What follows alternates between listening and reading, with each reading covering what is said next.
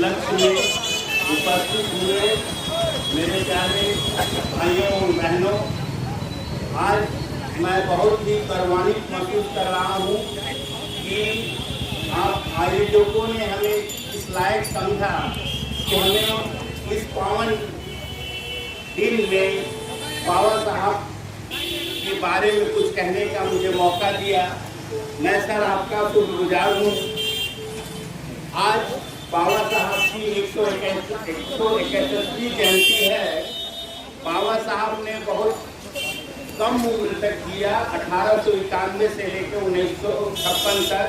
इस 65 साल की उम्र में इन्होंने जो कारनामा कर दिखाया, इन्होंने इस देश के दबे कुचले आम जन जो शोषित थे, पीड़ित थे, जो लेबर क्लास के लोग थे, जो देश की आधी आबादी वीमेंस, उनके कल्याण के लिए जो काम किया वो आज तक किसी ने नहीं कर सका।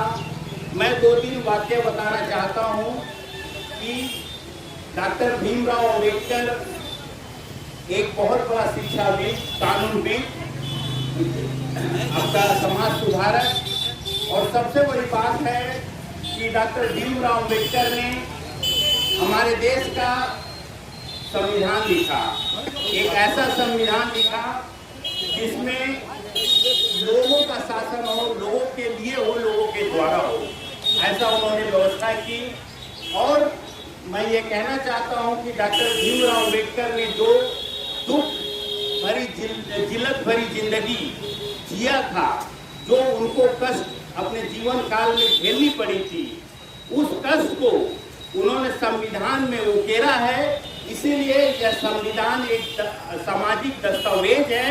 और मैं तो कहता हूँ जय भीम, जय भीम। मैं तो कहता हूँ कि संविधान कोई भी लिख सकता था, लेकिन अगर आज भारत का लोकतंत्र इतना मैच्योर्ड है तो वो डॉक्टर भीमराव अंबेडकर की देन है।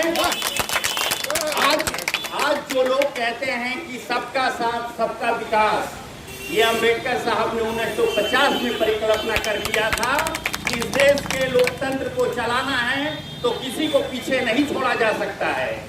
इसीलिए जो इस देश में पीछे छूट गए थे उनको सर्टेन फैसिलिटीज देकर इन्होंने एक कॉमन प्लेटफॉर्म से सबको दौड़ने के लिए आगे किया। इसका मतलब जो भी इन्होंने फैसिलिटी दिया, ये वक्त की डिमांड थी। वक्त की डिमांड के अनुसार इन्होंने संवैधानिक व्यवस्था की, जिसके कारण आज हर आदमी आगे बढ़ रहा है, इस देश के तरक्की में अपना योगदान दे रहा है।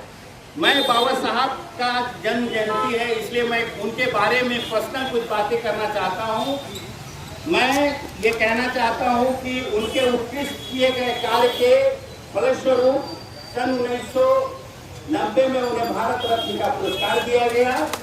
और मैं ये कहना चाहता हूँ कि 2004 में ये आपका ये कोलंबिया यूनिवर्सिटी ने 100 महान लोगों का एक लिस्ट बनाया था पूरे वर्ल्ड के, और उस 100 महान लोगों में आपको सुन के आश्चर्य होगा कि डॉक्टर भीमराव अंबेडकर का नाम प्रथम स्थान पर था।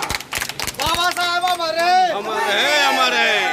मैं एक दूसरा वाक्य बताना चाहता हूँ कि ऑक्सफोर्ड यूनिवर्सिटी ने एक मेकर ऑफ यूनिवर्स का ग्लोबल सर्वे कराया और उसमें ये पाया कि लास्ट 10,000 बरस में, लास्ट 10,000 बरस का मतलब होता है 100 सदी, 100 सदी में उन्होंने 100 महान व्यक्तियों का लिस्ट बनाया।